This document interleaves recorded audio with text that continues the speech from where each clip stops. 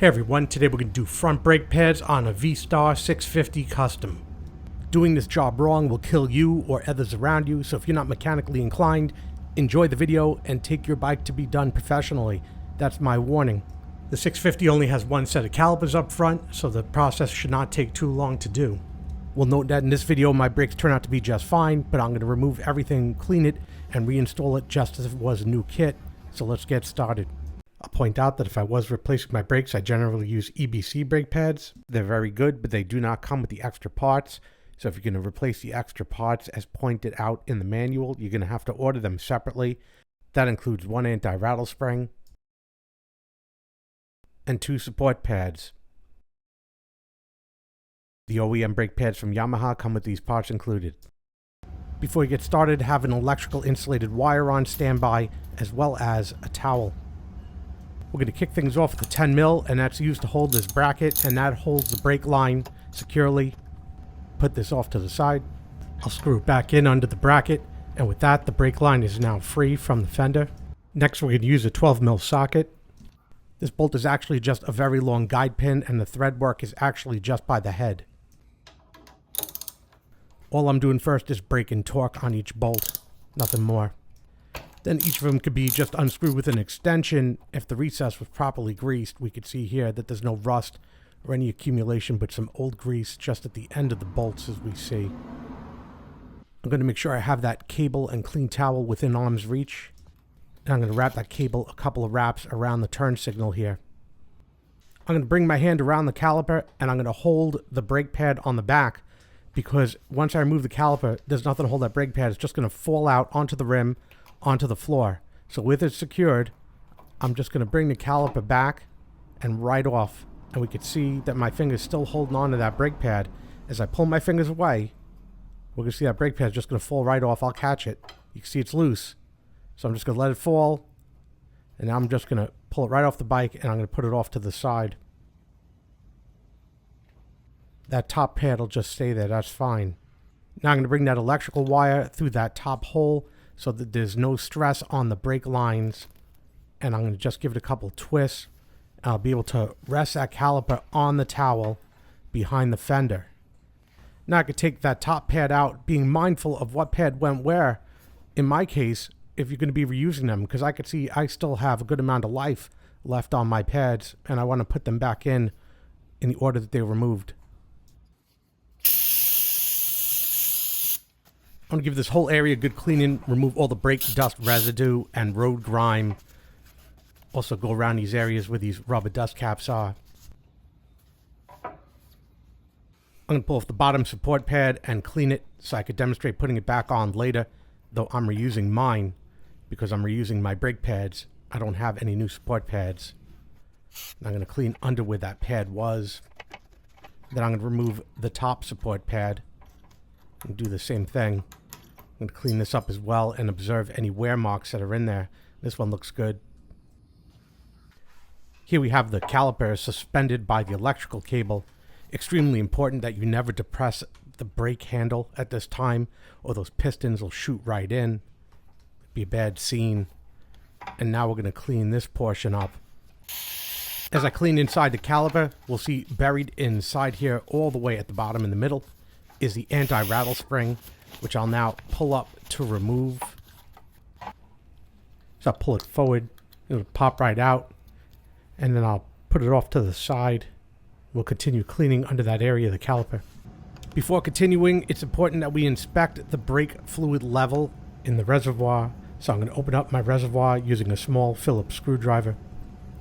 As the brake pads wear out and the pistons push outward more to compensate, the fluid level drops. And if you've been keeping your fluid up to level over time and the fluid level's right, when we push those pistons in later to reset them, it may raise the fluid over the top of the reservoir and you're going to have a mess on your hands. So as we open this up, if the fluid's all the way at the top and the pistons are still pushed out on the bottom a bit, we're going to have to remove some brake fluid here. So we're going to have a look. This fluid definitely needs to be flushed, but as for right now, it's definitely too high, so we're going to need to remove some. I'm just going to use a tightly wadded up paper towel as a wick to accomplish this. Once I've gotten about half or more out, I'm just going to put this in another paper towel, toss this in the garbage, and we're good.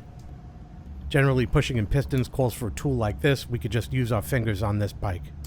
So with a view to the reservoir above, take the caliper, and one at a time we'll compress the pistons with our two thumbs like this, and they go in, you can see that. And now we'll do the other piston. You can watch it slowly, very slowly driving back in.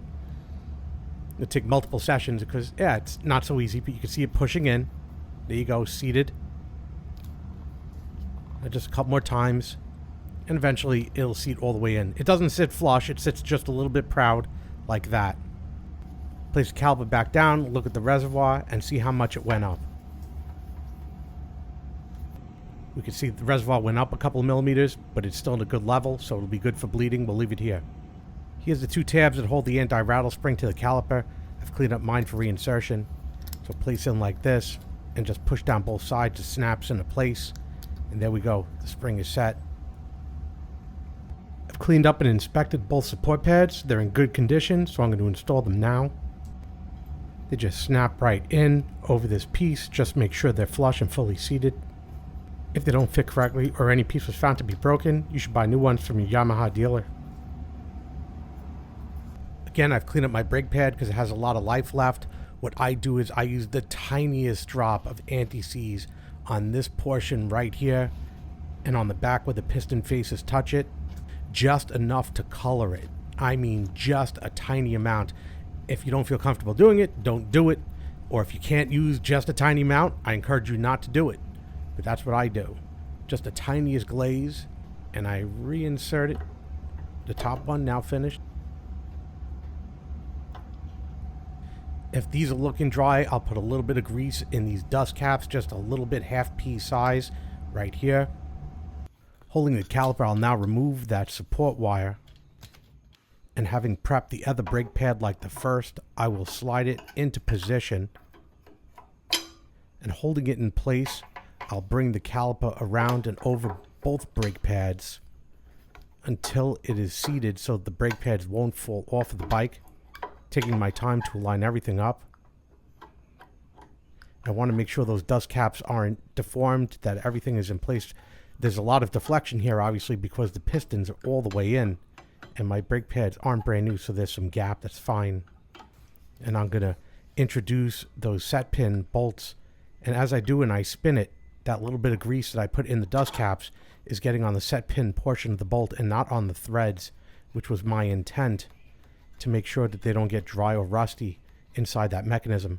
So I'm going to hand turn in that top bolt, make sure everything's good. And the same thing with the bottom bolt, getting a little bit of that grease exposure on the set pin, and now turning in the bottom bolt. These bolts are torqued down to 17 foot-pounds, which is 205 inch-pounds. So do the bottom one first, then I'll do the top one. Then I'll reintroduce the screw for the brake line support bracket. And then I'll just snug this down.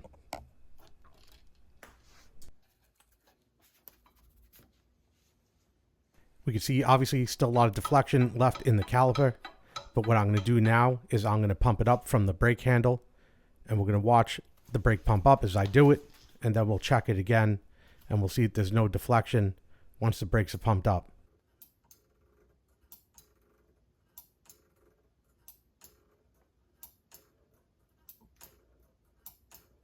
Now we'll retest, and the brakes are solid.